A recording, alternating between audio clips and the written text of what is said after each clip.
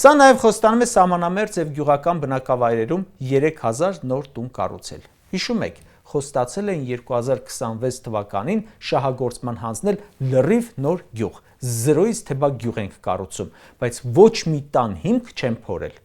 Շուռնուխում էլ 11 հատ տուն պետք է սարքեին 4 տարի տևեց ու միահարկ տների վրա աստղաբաշխական փողեր են ծախսել։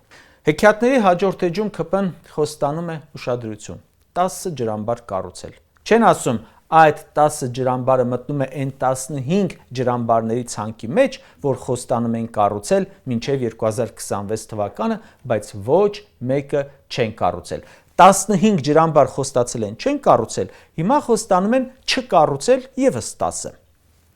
Այստեղ կա մի խոստում, որը ևս, ինչպես ջրամբարները, ձեզ վրա ժողովուրդ ջան ծախել են արդեն 5 ընտրություն, 2 Երևանի քաղաքապետարանի ընտրություն, 2 արտահերթ համապետական ընտրություն և 1 հերթական համապետական ընտրություն։ Խոսքը մետրոյի Աջափնյակ կայարանի մասին է։ 7 տարի է դա են խոստանում։ Այն, որ պետք է 2024 թվականից սկսեին կառուցել, հիմա խոստանում են 2033 թվականին։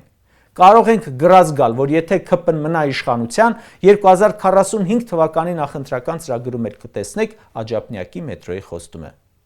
Մի ուշագրավ խոստում էլ տիեզերական արբանյակներն են։ 22 թվականին էլ մի հատ սպուտնիկ էին թռցրել։ Նախ գրեցին, որ պատուհաս է դարձել մյուս սպուտնիկների համար մամուլ գրեց, հետո էլ պարզվեց միլիոնավոր դոլարների առերևույթ չարաշահումների կասկածներ կան, քրեական գործել կա հարուսված։